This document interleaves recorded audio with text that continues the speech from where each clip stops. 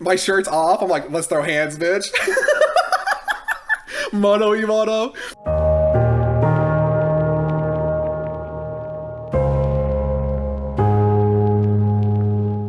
Welcome, Warriors of Light, to another episode of the Free Company Chat, where today we'll be talking about Zenos Yay Galvus. But there will be no yay, just all bay today.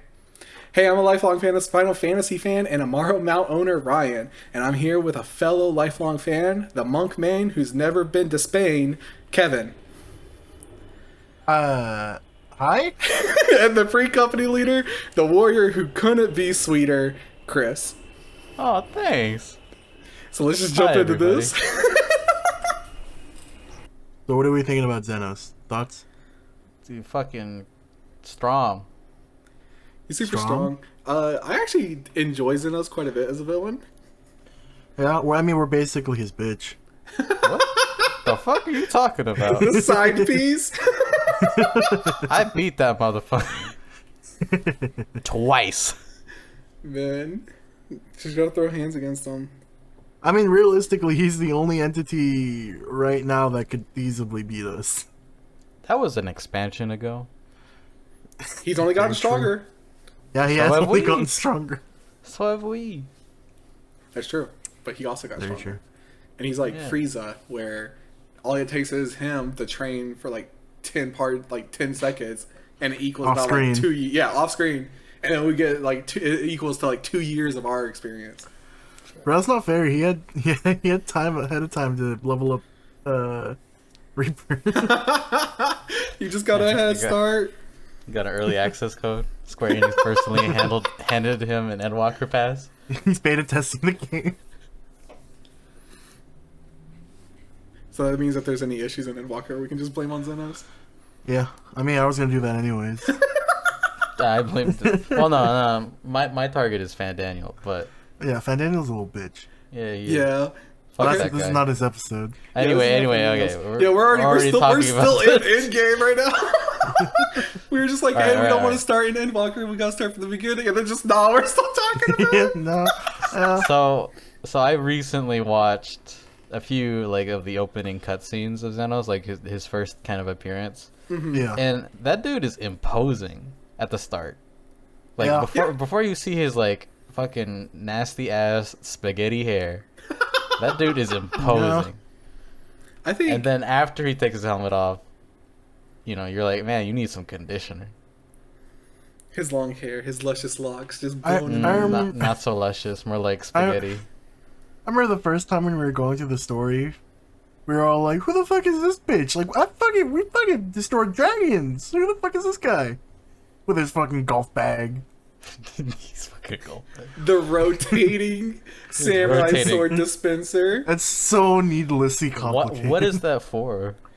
It's like, Advantage. Just because he doesn't want to like have three swords on his belt, or but like no, it's more fun that way. Like you have 3 swords that do different. oh, it's like a things, right? roulette. Yeah, it's a little roulette, and you just pull out the power you need by random chance. Damn, that was a bad A draw. driver Bad draw. could have used the putter, but driver's fine. I think it's really important to like understand Zenos' character and where he comes from is like reading that short story. Right. Which I didn't do. I'll be honest, I also didn't do that. I don't even know what we're talking about right now. Sorry, I- teacher, I didn't have Yeah, time to read the material. So there's a book that's like permanently sold out called like the Chronicles of Light, and it is like a short story for Zenos called The Hunt Begins.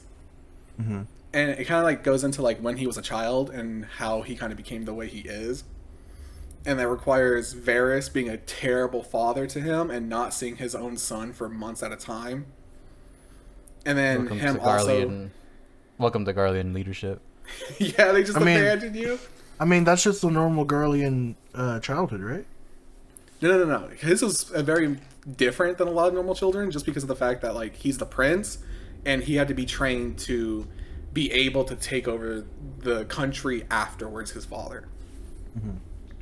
And so he was trained by, you know, all the smarter scholars and stuff, trained in combat, trained in math, all this shit. And like him being a natural prodigy also led him to becoming very quickly disinterested in a lot of topics that he discussed with his teachers. And then because his teachers, for the most part, are kind of just like there because they were told by the king of Garleans, and like if the king says it, you do it or you die. So there's not really a relationship with his teachers either. So he's like completely disinterested in everything he's doing because he's smarter than what they're teaching him. And then like the teachers themselves are just there for a job, and so there's no connection there for him. And like the short story specifically talks about his sword teacher. And he gets a brand new sword teacher from some other country called Corvus, I think is what it's called. And the teacher there was a swordmaster of the unyielding blade technique. And he had zero interest in teaching Zenos whatsoever, because his family got taken captive by the Garleans, and so his plan was to just buy time until he could attack Varys and kill Varys, the king. And so he just, every time they're like, oh yeah, you gotta teach Zenos now, he just beat the shit out of Zenos and then walk away. Holy shit. Yeah.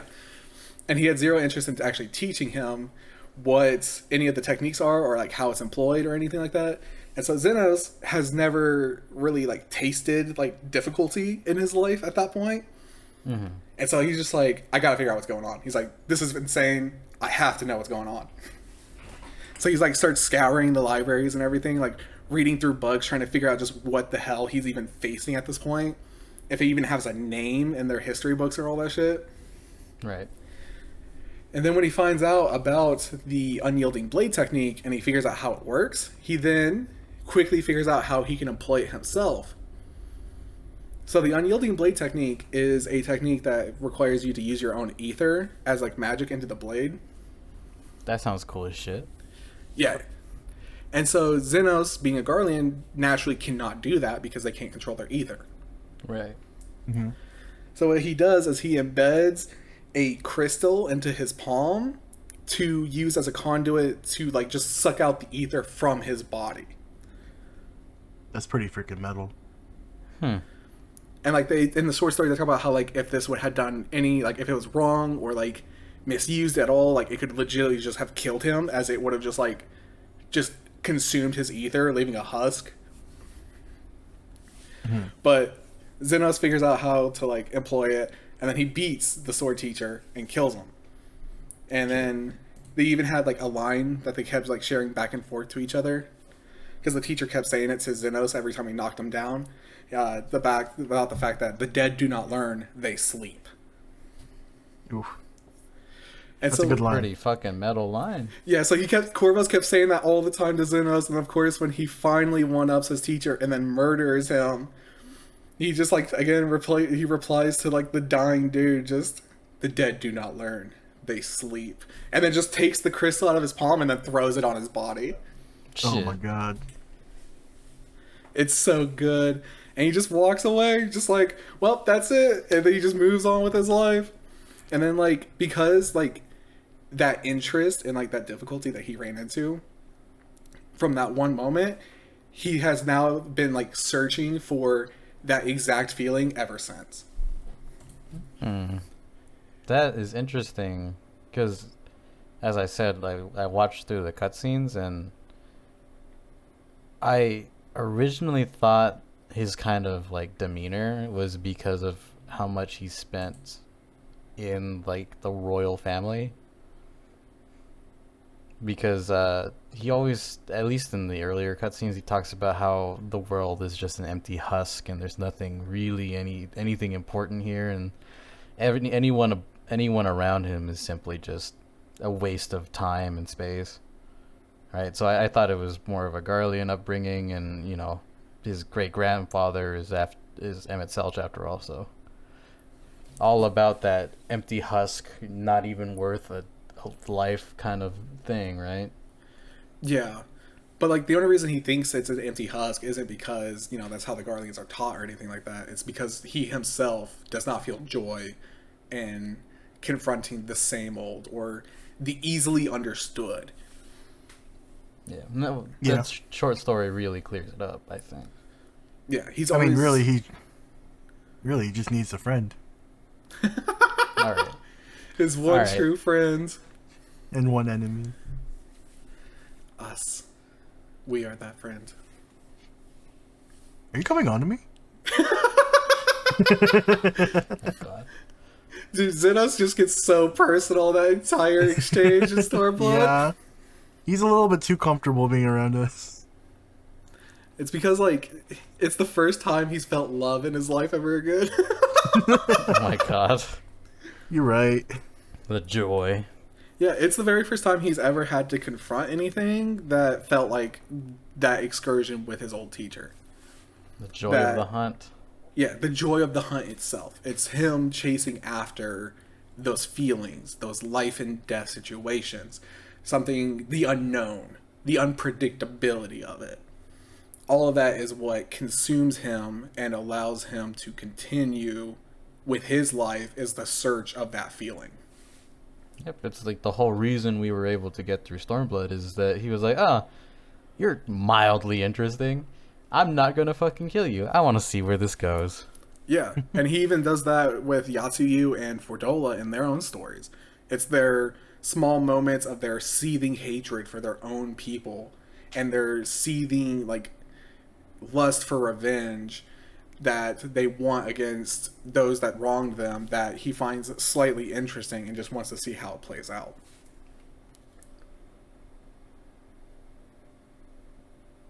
I mean, it really comes to the fact that, like, when you're... I made the comparison when I was watching the videos that it's like, it really feels like... You know that verse about how Alexander the Great looked out to the ocean and cried because there was nothing left to conquer? Yeah. It really feels like that. It's like a person who has done anything and everything that they've wanted, and nothing brings them joy now until he meets us and we subvert the expectation of there is nothing interesting in the world left.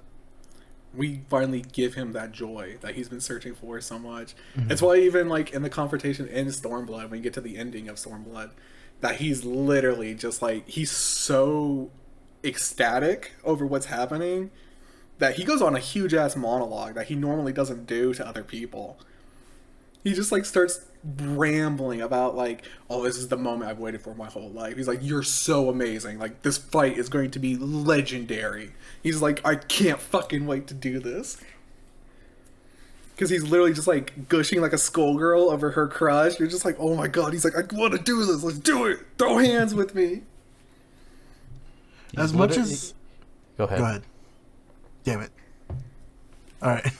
Like, as much as I don't really like Zenos as a villain, per se, and I don't think he's the worst, I think what he does really well is be a good foil to the Warrior of Light. Because they both have immense power, but the way they accumulated that power is very different. And the way they use it as well is quite interesting. Whereas Zenos accumulates his power solely to be the strongest and to find the strongest, right? Yeah. The Warrior of Light, we've accumulated our strength purely on the desire to protect the ones around us. Yeah. They're two, like, different paths that lead to the same destination. And it's really interesting, like, how that was able to change so much these two characters' lives, and how Zenos's became so demented and, like, so disillusioned with everything, whereas our characters took that as a reason to care for everything and be, like, enamored with the world around them. Yeah. Say what you will about all this shit, like, the Warrior of Light has gone through, and, like, I guess depending on how you, like, want to view your Warrior of Light, but the Warrior of Light is very much still grounded. Like, they are not, like, they don't brag or anything, or, like, they don't, like, boast about their achievements. That's probably one of, like, the defining traits of just, like, if you're going through the story, like, your character is very much grounded, and not being, like, super caught up and being like, oh, I'm, like, super strong and powerful. They're just there to nod. They get told what to do, they just nod. Nod and say Kupo a couple times. Kupo? No, we talked that one time in Hades. Oh yeah, where you can do the famous quote, yeah. But Zenos is really interesting because he is such a huge foil to it, and like I know some people like to talk about how he's like a meta commentary on players as well, about how they're always searching for the new content and like the new challenge before them. I'd never heard. You've never heard that? No, I've never heard. I personally would not like to be compared to Zenos. I'll be honest. Same. Zenos is just a DBZ villain. I love it through and through. We've had this conversation before, yeah. He literally is just a DBZ villain. That's why he's so fun. He's literally just there to be a means to, or an end. Not a means to an end, but an end. An Endwalker, After you could say. yeah. Oh my god, dude. I walked into that one. That's fair play. I walked into that one. After going like diving into his character, like, cause there's so much like random fucking shit in Stormblood, right? There's like 8 different villains. There's like another subplot. You're dealing with 2 countries at the same time. It's there's 2 stories. There's 2 stories going on at the same time. There's 2 stories with a shit ton of characters, right? So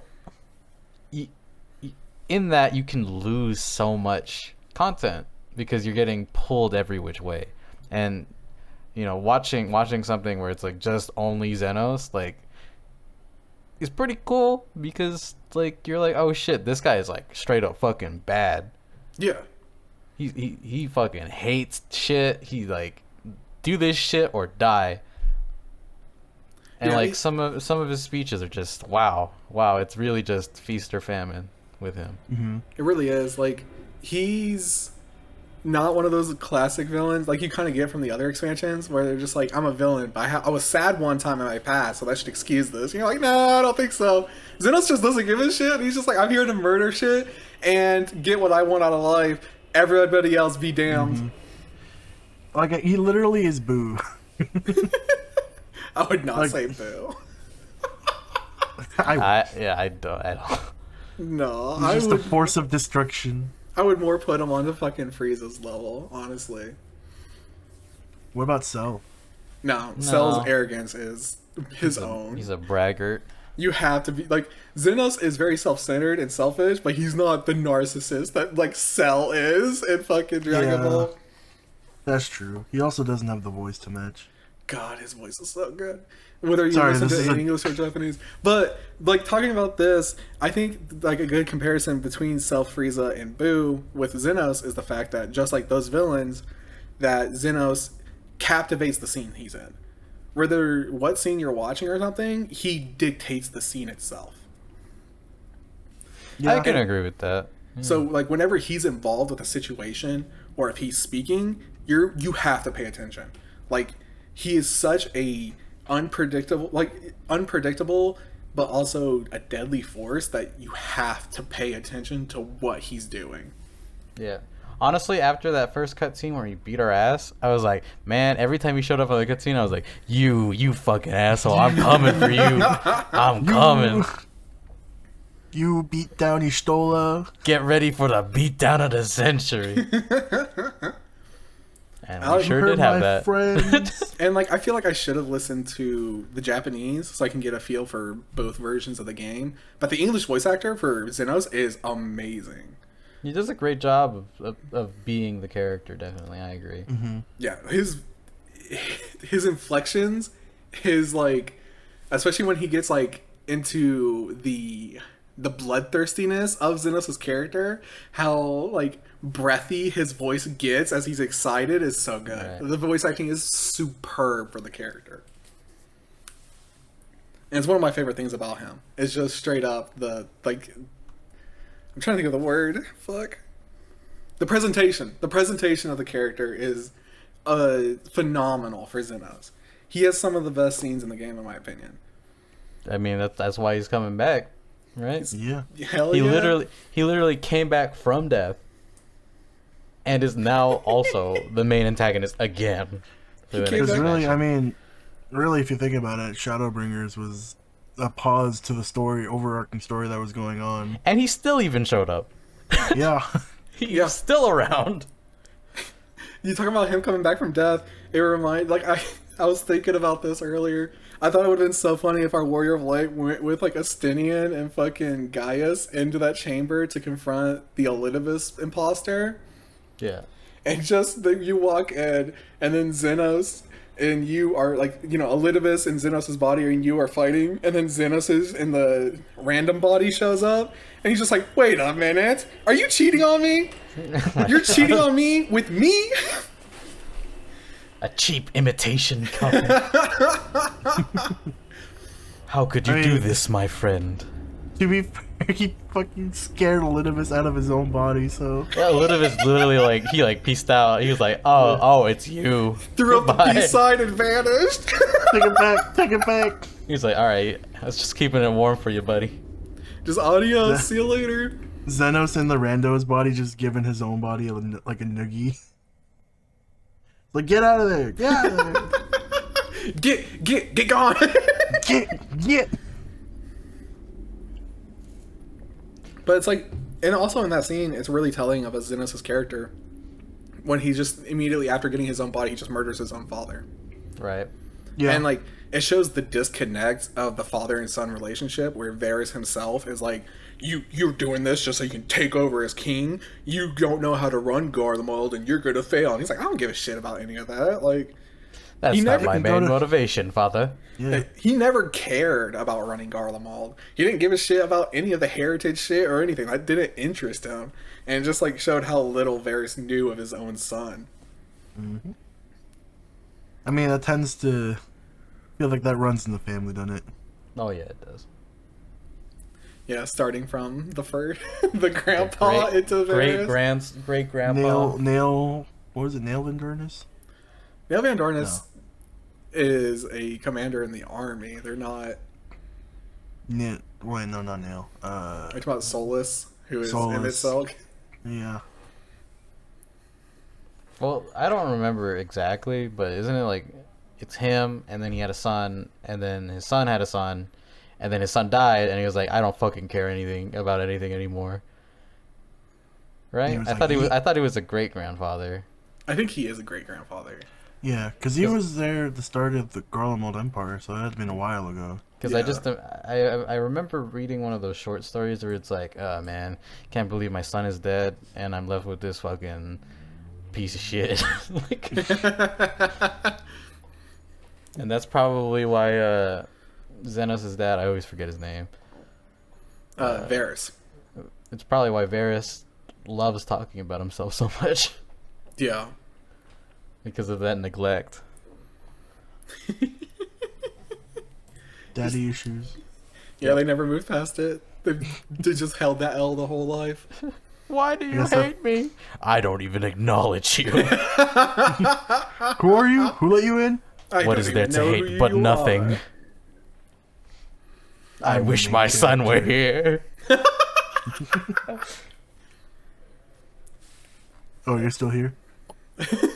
Legit, that's what he fucking says in that short story. He's like, oh, you're still here. Just so disgusted. I do think it's really fun to see like how many characters were actually interconnected with Zenos' story in weird ways. Right. Like how connected everybody in Garabanya and also in Doma, like, just hate this character and everything he stands for. Just because he had like the strongest hand and just like straight up subjugating all of their people. Yeah, I mean, he's basically leading the force out there, right? You know, he's stationed in Garabanya when we meet him. Yeah. And, you know, it's 100% I believe it's because his dad is just so afraid of him, like, taking over his throne. So he's like, okay, go to this far-ass country and, like, don't come back. Because, like, Garabanya was captured, right? He's literally just kind of lording over it, right? Yeah. And, like, he could have went home anytime. Like, Zenos is in control and in power over Garabanya, all of Alamigo, and also Doma. He controls both lands. Oh, wow. Yeah, his father gave him control over both of them because Zenos took over control in Garabanya over in Alamigo after Gaius' downfall. Right. And he always had control over he always had control over Doma because he was the main reason that Doma's liberation front failed and Cayenne was killed and he had to escape. Because the Domans were actually going to beat the Garleans back and be able to reclaim their home until Zenos showed up. And then single-handedly beat all of their asses. He beat everybody's ass, and then he went up to Cayenne and just like, yeah, I know you're the best swordsman in the entire country. Fight me. And then they fought, and Zenos won easily. Legit said pathetic. Just looked over him, his dead body, just pathetic. He's also, I just like to add, because I don't know if you guys like watch those cutscenes, and like, because it's been like a year and a half since I thought about Stormblood, right? Yeah. So I rewatched that cutscene, and when he beats your ass, he goes, pathetic. I'm like, what? Now I remember why I hate this motherfucker. I know it's probably not intentional, but also in those cutscenes, I don't know why, but like whenever he tells like your character to, it was 3 things. It was endure, live, breathe. No, I can't remember what the third one was. But he then goes on like a little monologue towards your character, telling you to endure, live, and then a third thing. And like, I don't know, it gave me like Heidelin vibes. Like he's the opposite, because it's like as if it was like foreshadowing to him becoming like Zodiark's like champion in the end. Chosen. Which, yeah. I think it's like endure, live, and hate, right? Something like that. Something, I think, yeah. That gives me Itachi vibes. Yeah, because there's like a bunch of cutscenes where he's talking about how like, so this is all your hatred could muster to like, you know, the Alamegan resistance. Yeah, because he thinks hate is a way to garner strength and to unleash effectively the beast for your hunt. And so that's why like he's so okay with just like being such a terrible monster with subjugating like the people underneath him. Because it brings a chance to find joy, right? Exactly. So people will start hating you and like hate you so much from the subjugation that they will plan an uprising. And then maybe tell you what, it worked. Yeah, I fucking hate that motherfucker. Like it wasn't like he didn't have. I feel like he didn't do all of that just because like, oh yeah, he's a bad guy. But he was doing it to try and like through conflict and like through abuse and subjugation that he was able to try and create a new threat to himself. Yeah. Foster the new hunt. Yeah. After so long, because I don't know if he's. I mean, he's conquered 2 countries and probably did it pretty boringly. Like he was probably bored like the entire time. Yeah, it was said that he and his dad Cayenne was not even a match for him whatsoever. Yeah, so imagine like you beat that sword master so long ago and then have nothing of interest the entire time. I'm sure he thought like, oh man, I wonder if I could kill my dad. Like, how easy is it? I think he knew it would be really easy. Yeah, so that's probably why he didn't do it, because like he doesn't want to run this fucking country. He just wants to fight. Yeah. So he's like, you know, just leave my dad there. And his dad probably knows he's fucking strong as shit. He created that monster. I would hope he knows. But he might have also not known he was so powerful to an extent just because of the fact of that huge disconnect between the two. Right. Another DBZ comparison. He's Broly. Broly and Paragus. I think it's really fun though, just like seeing how Zenos is just he never stops. Like he's that living meme of like the dad texting the picture after surgery, just going, "I lived, bitch." I lived, bitch. Oh man. Yeah, like it's very like I'm not really a fan of the character, I'm gonna be honest. But yeah. I can appreciate good character like writing. And I can see why people have fallen in love with Zenos and like not even I mean, there are people who literally fell in love with Zenos, but I mean like people who love the character and like are happy that he's come back in Endwalker to like really send it off and like end this chapter of Final Fantasy XIV story. I really do hope they go into like some background for him, because that is much needed for me to actually start caring about him. For me personally, he's actually top 3 villain. Actual top 3 for me. I don't He's really only- need that much backstory for him. I enjoy him just being this parallel. Just there's really like only 4 villains, and La Habrea is one of them. I think there's think- way more than that. I think La with the Habrea. inclusion. Oh my god, fucking La Habrea, dude. Pathetic. It's pathetic. Have you seen that person who made that edit image where it shows all the Asians and their final like lines before death, and like fucking every one of them, like Emmett Silk and like Elidibus, have these depressing lines harkening back to like Amarat in the old times and the friends they used to have, and then it just goes to La Habrea and his final words. That's not right. It's so funny. But like, yeah, I don't think Zenos needs a background story. I don't need to Yeah, I know think he's fine. I mean, that his dad was absent in his life that much, because like he's just a parallel. Like he's the parallel to our Warrior of Light. If it wasn't a term already used in the game, I'd just say he's the Warrior of Darkness. I mean, if we're gonna go into like predictions and stuff, I do want to see how the connection with Anima is gonna happen. Are we gonna go? Do we want to start that right now? Because I have a prediction for him. I mean, we're like half an hour in. All right, so I'm gonna say straight up, because like there was that conversation with Yoshi P about how his Reaper, like monster, is going to be his envisioning of us, right? Mm-hmm. Yeah. That's Anima. That's my prediction. Oh, it's just us. Anima is an allegory in Zenos' mind of who he thinks we are. I'm a mummy.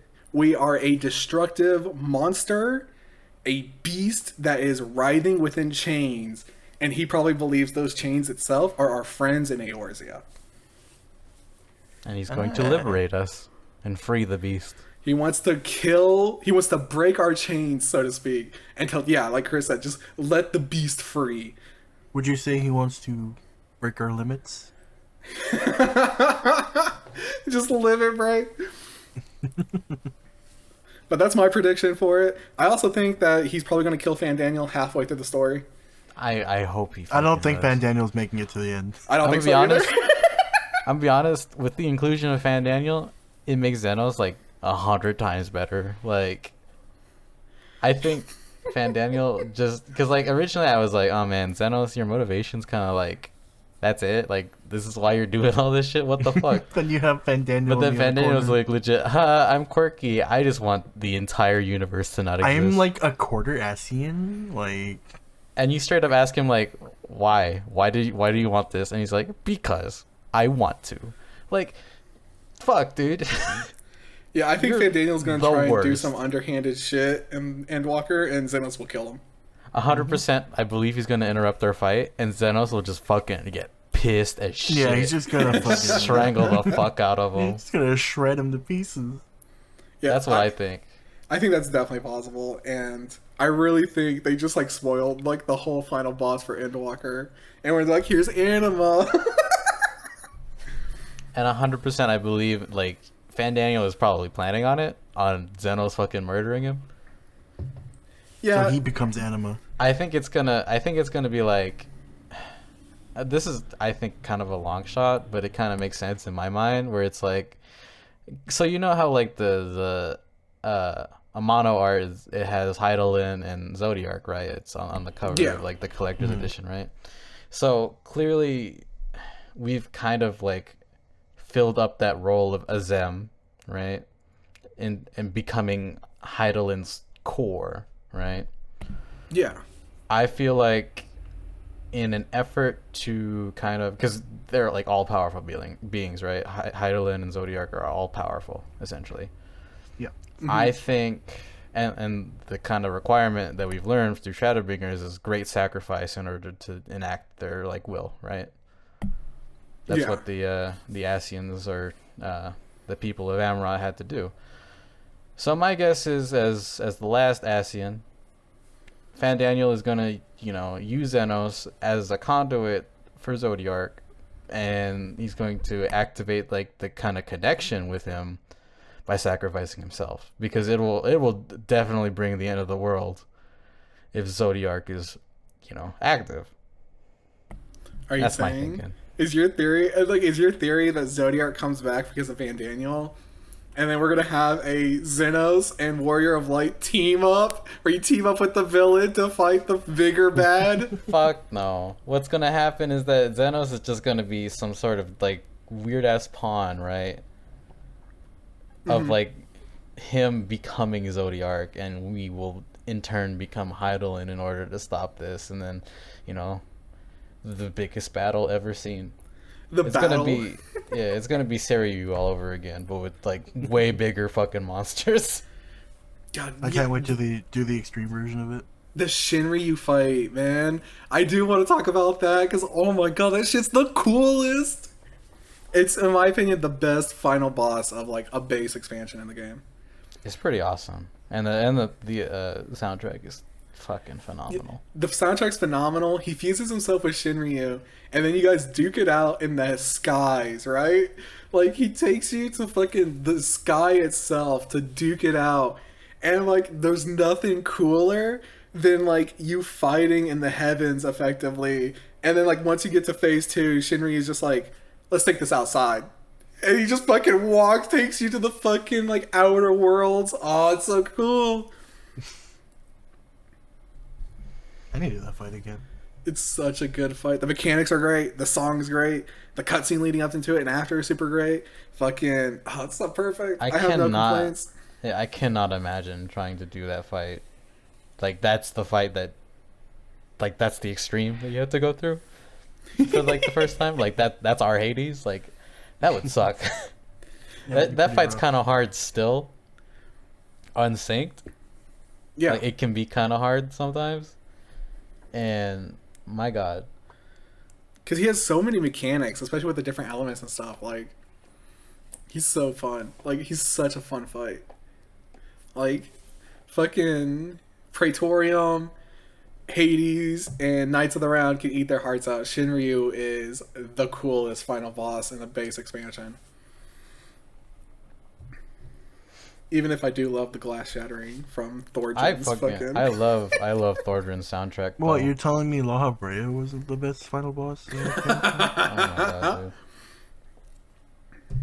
Even in ARR, when I played like back in 2015, the speedruns were so fucking rough. And you still just kicked La Brea's ass within like 30 seconds. I just can't stop thinking about that one time we did Praetorium together and we were just running around the arena as archer or bows or bards, just auto attacking. Yeah, we just auto attack. We didn't do any skills. We just auto attacked is a fucking joke.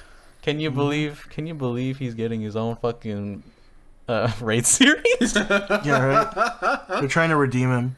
I like how we're fucking bashing on him and he's getting his own ass fucking raid series that will be like. That's exactly why through. He's getting his own raid series.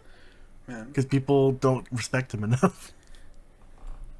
Going a little bit back to Zenos though, just getting off this tangent, I do think the only way to really one-up the battle from Shinryu with him, where you duke it out in the heavens and then take it outside to the gods realm, is only to just like, I guess the only other way would be to like, if the battlefield was literally in Heidelin's and Zodiark's hands. Yeah. I really hope that they don't kind of cop out with Zenos and make it like, oh, I'm gonna go into a big giant form now, big boss. Like, I hope he doesn't do any of that kind of stuff, because that always feels like it kind of cheapens the final encounter. I feel like they might have to do something similar to that with Anima, just because Anima wouldn't feel right if it was tiny. I can understand that, but I don't think Zenos himself should get like another form or something. Oh, I see what you're saying. Yeah. Yeah. I feel like it's going to be a 3-part fight. Like a Deus Ex Machina, you know what I mean? A 3-part fight? Yeah, I feel like it's going to be a 3-part fight. Where it's like, okay, we're fighting, right? We're like warming up. And it's just you and Zenos. And then he activates Anima. And like it's kind of like a, oh, you got to deal with Anima next. And then he's going to combine with Anima, Zodiark, and, you know, fucking strangle Fan Daniel. Got to make sure we put that in. Put that in, please. I don't want this fucking guy to exist. You just want to nuke. Just nuke him. Just end him all. End him now. But like, he's just gonna combine Anima and Zodiark, and we're gonna have like this fucking epic battle where he's just fucking ultra charged. And I hope he does stay the same size. You telling me we're getting Zodima? Zodima? I'm surprised you actually came up with that so quickly. That's impressive. Zen Zodima? Sanzorima. Yeah, I hope that the ending with Zenos is definitely well earned, and that the Final Fantasy IV references have stopped for Endwalker, and we don't get baited into a random final villain. Yeah.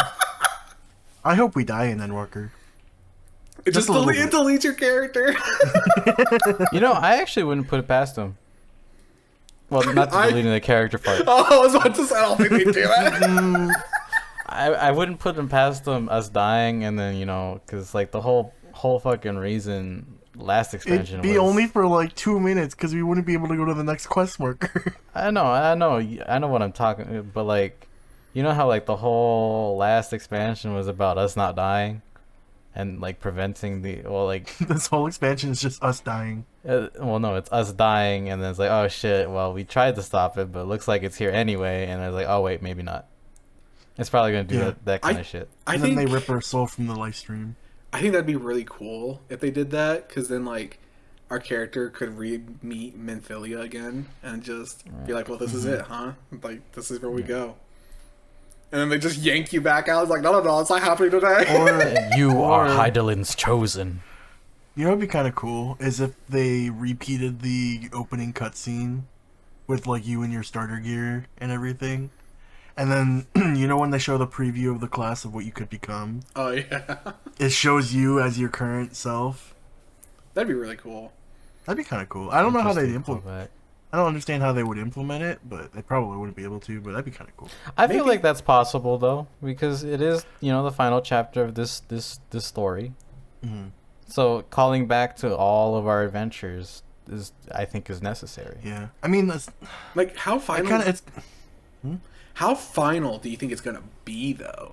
Like, I think it's okay. So it's an MMO, right? So it clearly can't be like, oh, we're never going here again because I gotta go to the market board and hold da. Right? I think it's gonna be like, I can't really imagine it. I'm gonna be honest. I think they're gonna do the thing they did in Shadowbringers, where they will have 2 separate environments depending on where you are in the story. You know what I mean? Because you know how it was like all day in Shadowbringer before you defeat the Light Wardens, and then it would go to night cycles and day cycles. But before you defeat the Light Wardens in an area, it would just stay permanently day. yeah. You know what? I think it's more gonna be like an overarching scope of the story ending, right? Mm-hmm. Like nothing that like on the surface level is really different. It's gonna be really different. But I think like through our actions in the next expansion, our connection with Hydaelyn will either diminish or completely become non-existent in the final battle. Yeah, I was gonna ask that actually. I was like, do you think Zenos becoming a Reaper is not just to represent the new class, but also to be a very literal sense in that he is here to actually put an end to the Zodiac and Hydaelyn story himself? That's what I'm thinking. I'm thinking that some kind of crazy ass Fandaniel plan. And And I keep referencing stuff, but it kind of sounds like Naruto. A little oh my bit. god, dude! Go watch a show. Go binge something. It's the freaking Six Path Sons. Sage of the Six Paths.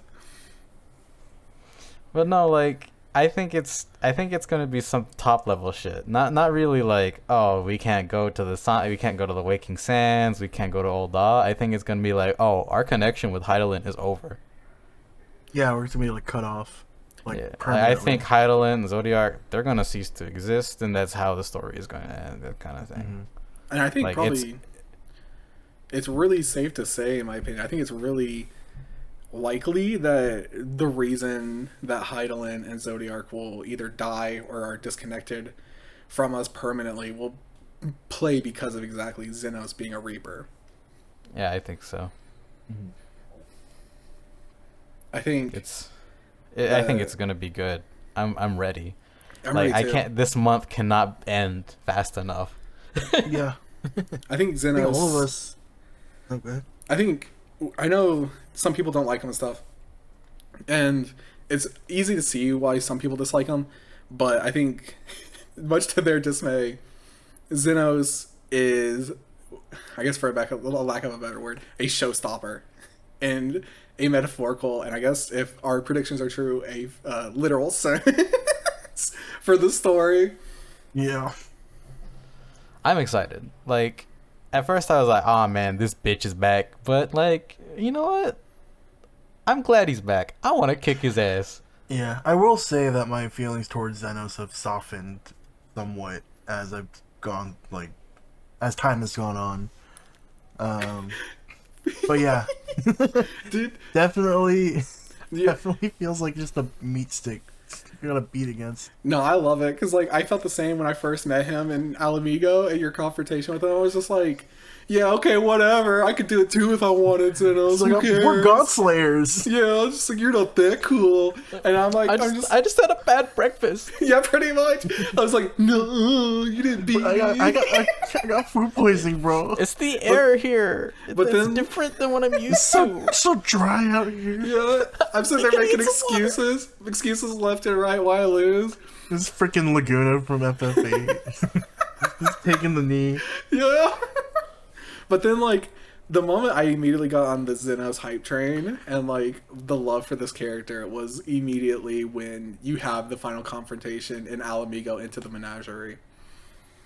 That's When he has his That's full, awesome. like composure deleted, it's just gone, and he just starts freaking out, like along with the fucking, it goes back to the voice acting, his delivery, and then like even his facial expression. I was just like, oh, I'm on board. Like my shirt's off, I'm like, let's throw hands, bitch. Fucking Mono Start rubbing your Mono. nipple. Yakuza Start rubbing your looking nipples. ass. I Everybody's just will ripping their say, shirt off. I will say, Let's go into the octagon, bitch. You and me. You and I will me, say, it should be you. I was not expecting the him taking his own life like that. Yeah. That was something I did not expect, like, at all. Because I was like, the way they set up that character was like, no, he's going, like, we're going either out together or one of us is standing out here, and he ain't going to be the one on the ground. I think it goes back to what he says, like right before he does it, is about talking about how it's the great stage of fools, right? Yeah. And how he had played his part to perfection. And it really shows that, like, he just thinks the world's a joke. And everything, everyone talking about politics or, like, you know, they do it for the greater good. He just thinks it's all just people being Bullshit. stupid. Yeah, it's bullshit.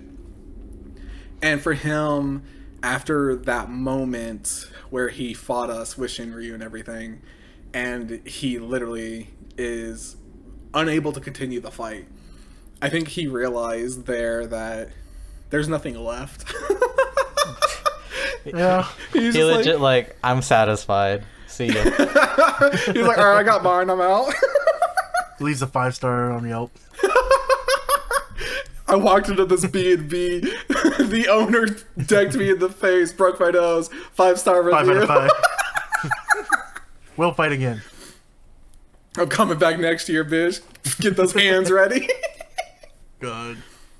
It's a buy one, get one free, and you're gonna catch them. Yeah. I am excited for Endwalker just in the fact that we're gonna get an ending to the Zenos storyline. I'm not complaining about the story itself just because it's been like so overarching at this point. Yeah. And it's like, man, I really wonder how they're gonna end this.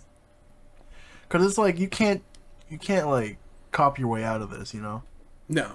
There is no... Like they've hyped the shit out of Zenos throughout the years, so it's like you either go big or you go big. There's no in between. Yeah. There is no, like... As much as we do meme about it in our Discord, just there's no way around Zenos having to die at the end of this arch of this Yeah. story. I mean, he could just. He's does gonna have, like- no, he's gonna become our best friend. He becomes a scion. He's gonna get Yeah, the that's- tattoo and everything. Why do you think he's on the Endwalker poster with us? He's like, Scions of the 7th Zenos.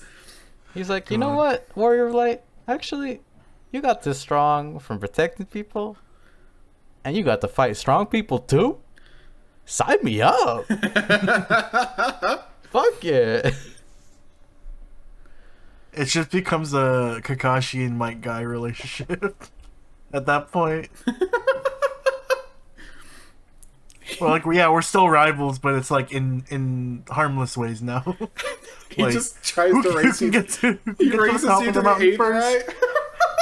You're gonna see him like reading a book in the fucking Waking Sands. I bet you I can read this book faster. And he just starts flipping through the pages. He's like, and we're just like, what are you doing? Another contest won by me. Your character walks out after waking up and just like, man, I could go for some breakfast. I bet you I could cook my breakfast first. Throwing eggs in the frying pan. You're all like, Shell and all.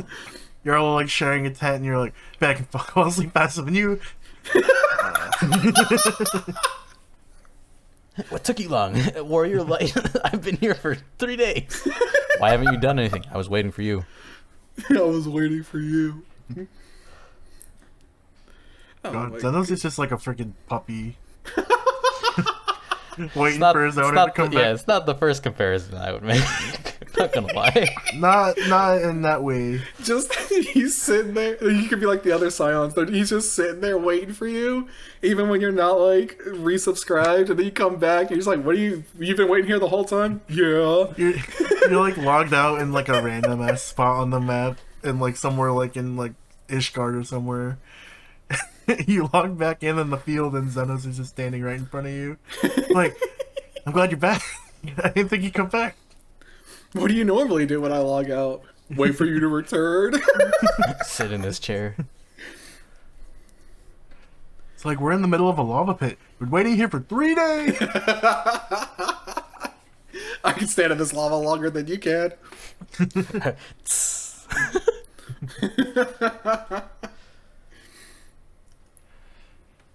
You know what? If we think about Zenos like that, then they think he's alright. He's just here to one up you. He's just really starved for attention. Oh yeah, it was really nice. I went ahead and did the latest extreme trial, and it dropped a weapon, and I was able to get it. Oh yeah, I got 2 weapons. Yeah, I got the mount. The mount's not out yet. And You're like, it's not a Curse you, competition. Zenos man. Zenos man. Zenos man is the one who just joins the fucking party finder, goes Does for ass. one run, Plays like ass. plays like ass, does only one run, gets them out, leaves. and then calls you bad at the end. GG Nori. Oh man. God. Okay, everybody, that's all the time we have for today. Thank you for joining us on this longer than usual episode. If you enjoyed this episode, consider subscribing. You can also keep up with us on Twitter at freeco_chat for all our latest episodes. And please, consider sending over a kofi to our editor Adrian. Without him, the podcast would not be possible. You can find him at ko-fi.com/pandasol. Links are in the description below. Thank you.